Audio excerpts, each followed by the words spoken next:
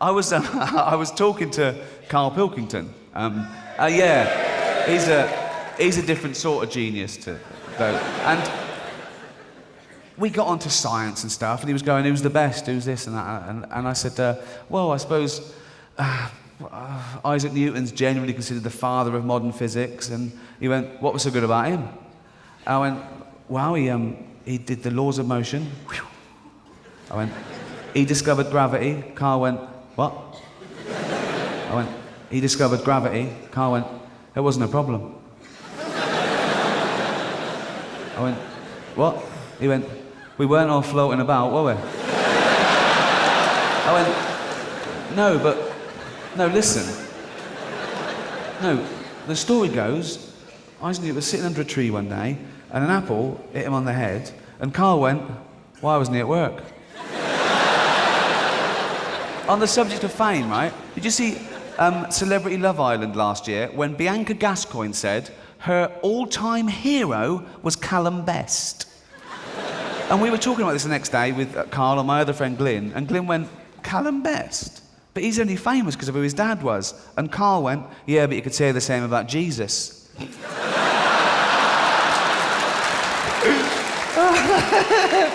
Fucking hell. He's got a head like a fucking orange. Oh.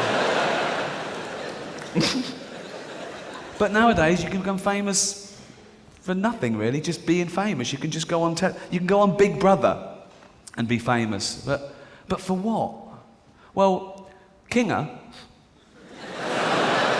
she's famous because in front of 56 cameras on national television, she shoved a wine bottle up her vagina. What do her parents think? When the neighbours came round the next day and went, saw your Kinga on telly last night. Oh yeah, what was she up to?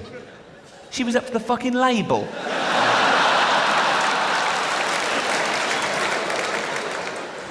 Nadia, first transsexual winner.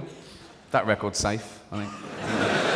She went there for slightly different reasons. Hers wasn't fame per se. Hers was affirmation, really. She wanted to prove something to herself and the rest of the world, and she didn't tell the other housemates she was born a man. She wanted to see if they believed she was a real woman, and they did, to be fair. I remember the blokes talking up behind her back one night, and they were going, that Nadia's a ugly woman.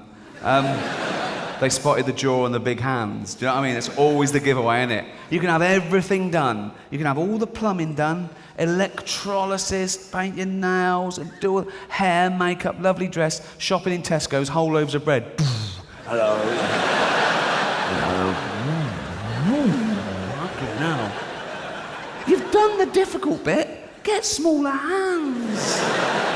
Doesn't matter from where. Saudi Arabia. You know what I mean? It's just well, they might be odd, but at least they're...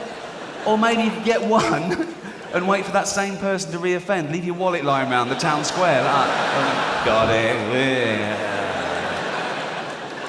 They still go with a hook out there, don't they?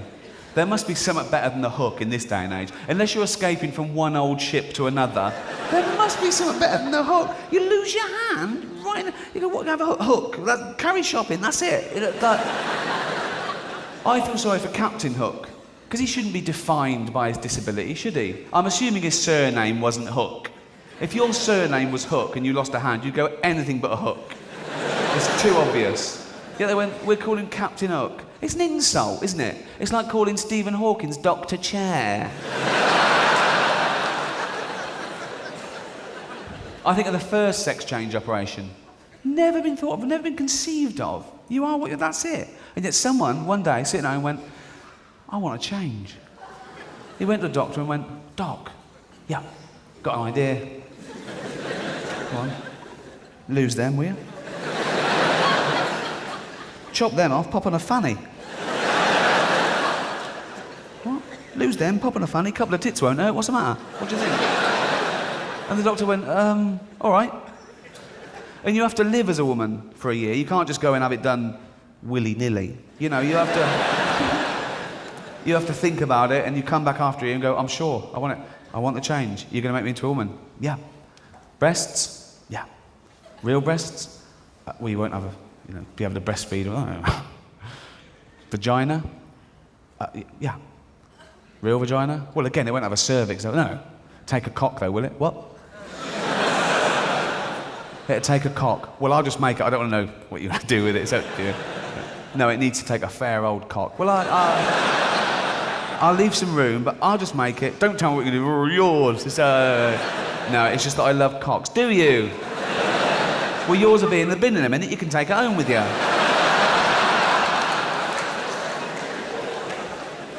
Do you think they'd take it home with them? I would. Pop it under the pillow for the knob fairy. That must be worth a bit, mustn't it?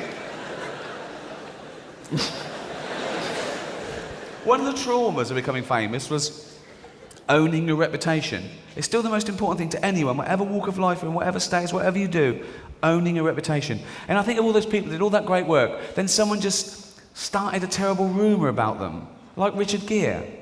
Someone just said one day, he shoves gerbils up his arse. Why would he do that? He was in Pretty Woman. Would he leave the set, go home and go, oh, Julia Roberts is lovely, but I shove a gerbil on the arse. Why would he? And even if he did, how would we know about it? Wouldn't you keep that pretty close to your chest? You know what I mean? What do you do? Sidle up to a journalist and go, keep this under your hat? I like to shove gerbils up my arse. Nervous. Or did the pet shop man phone the paper and go, Richard Gere was just in here and bought a gerbil, so probably going to shove it up his arse?